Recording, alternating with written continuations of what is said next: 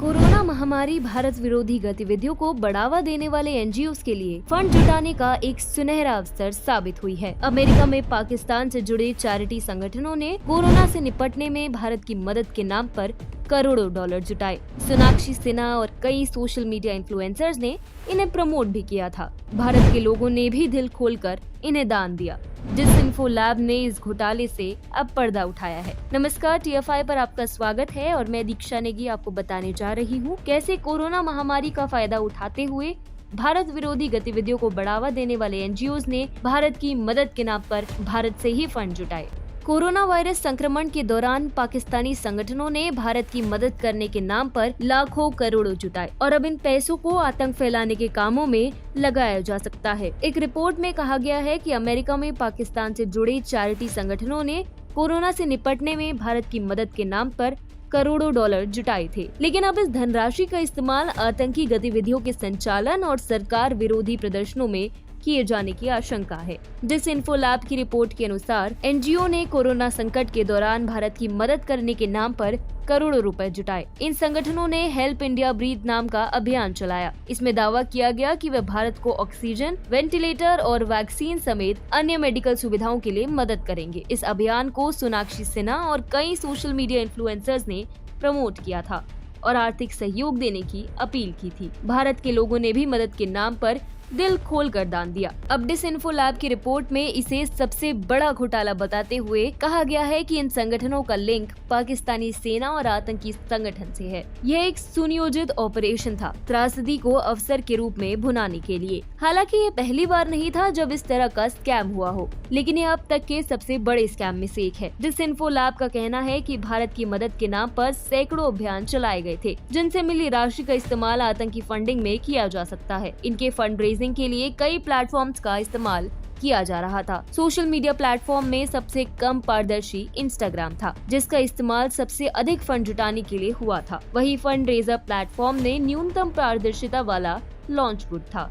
Report में दावा किया गया है कि पैसे जुटाने वाले संगठनों में इमाना यानी Islamic medical association of north America भी शामिल है। TFI ने भी इस संगठन के बारे में रिपोर्ट प्रकाशित की थी। 27 अप्रैल 2021 को इमाना ने सोशल मीडिया साइट इंस्टाग्राम पर #HelpIndiaBreathe कैंपेन शुरू किया था। इसमें शुरुआती दौर में 1.8 करोड़ डॉलर इकट्ठा करने का लक्ष्य रखा गया था। हालांकि संगठन ने न ही यह बताया कि इस कैंपेन से कितना पैसा मिला और न ही इस बात की जानकारी दी कि कौन सी रकम कहां खर्च की गई। अमेरिका में मौजूद अन्य पाकिस्तानी चैरिटी संगठनों का भी यही हाल है।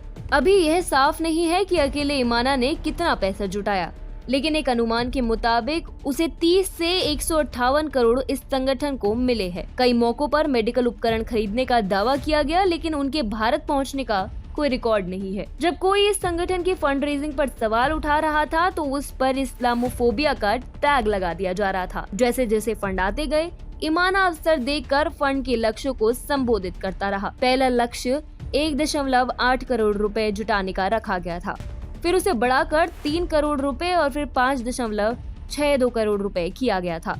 इतना ही नहीं, इमाना के लिए इंस्टाग्राम पर 5.62 करोड़ रुपए के लक्ष्य के मुकाबले 8.7 करोड़ रुपए जुटाने में कामयाब रहा।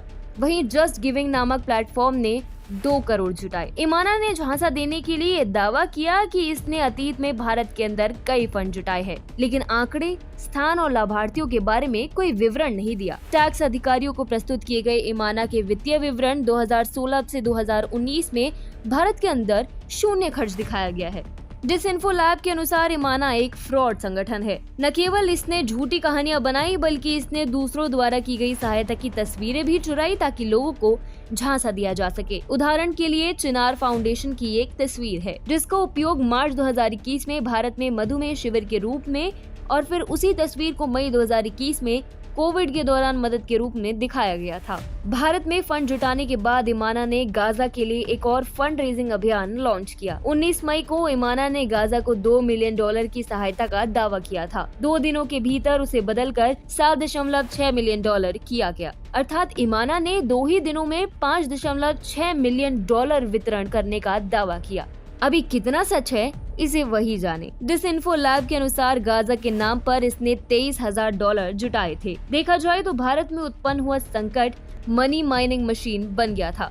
ईमाना के अलावा भारत के हितों के खिलाफ काम करने वाले संगठनों जैसे Islamic circle of north America, helping hand for relief and development और ह्यूमन कंसर्न्स इंटरनेशनल ने भारत की मदद के नाम पर फंड लेने में संकोच नहीं किया। इन सभी के पाकिस्तान स्थित कट्टरपंथी संगठन और अलकायदा, हिजबुल मुजाहिदीन, लश्कर-ए-तैयबा सहित आतंकवादी समूहों के साथ मजबूत संबंध है। ईमाना जिन संगठनों की मदद करता है उनमें से एक अल मुस्तफा वेलफेयर ट्रस्ट है। इस ट्रस्ट का संचालन पाकिस्तान के सेवानिवृत्त सैन्य अधिकारी करते हैं। सहयोग से ईमाना के संचालक निदेशक जाहिद महमूद पूर्व पाक नौसेना अधिकारी है। इसी तरह 67 अन्य फंड रेजिंग अभियान चलाए गए थे।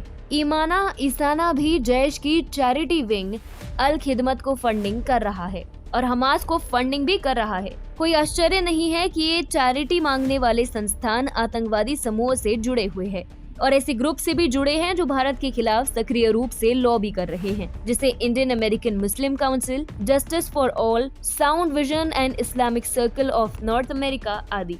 भारत में मदद के नाम पर लोगों से पैसे ऐंठना कितना आसान है, ये इस रिपोर्ट से साबित होता है कि कैसे आतंकी लिंक वाले संगठन भी मदद के नाम पर धन एकत्रित करने में सक्षम है। ऐसे ही संगठन बिना जवाबदेही सोशल मीडिया और फंड रेजर का इस्तेमाल भारत के खिलाफ आतंक फैलाने के लिए करते हैं।